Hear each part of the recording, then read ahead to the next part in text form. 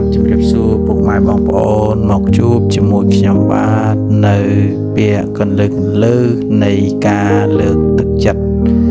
ចឹងទេខ្ញុំមានពាក្យ10ចំណុចសម្រាប់លើកទឹកចិត្តបាទសូមបងប្អូនស្ដាប់ដោយអារម្មណ៍ជ្រះថ្លាបាទ1មនុស្សខ្លាំងមិនមែនអ្នកដែលមិនធ្លាក់ចុះប៉ុន្តែអ្នកដែលចេះឈរឡើងម្ដងទៀត2ជីវិតមិនស៊ូថាយើងរួចរាល់ឬអត់តែវាស៊ូថាយើងរឹងមាំប៉ុណ្ណា3ពេលគ្មានអ្នកយល់យើងចូលយល់ខ្លួនឯងឲ្យបានច្បាស់4កុំប្រៀបធៀបខ្លួនឯងនឹងអ្នកដទៃ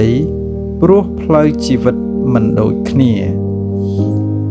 5កំហុសមិនមែនជាការបរាជ័យតែជាមេរៀនសម្រាប់ភាពជោគជ័យ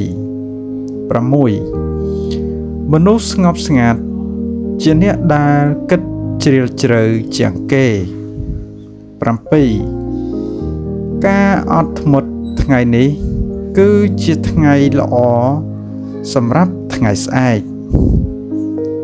8កុំរត់តាមការសរសើរ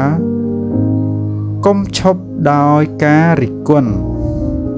9ជីវិតមានតម្លៃ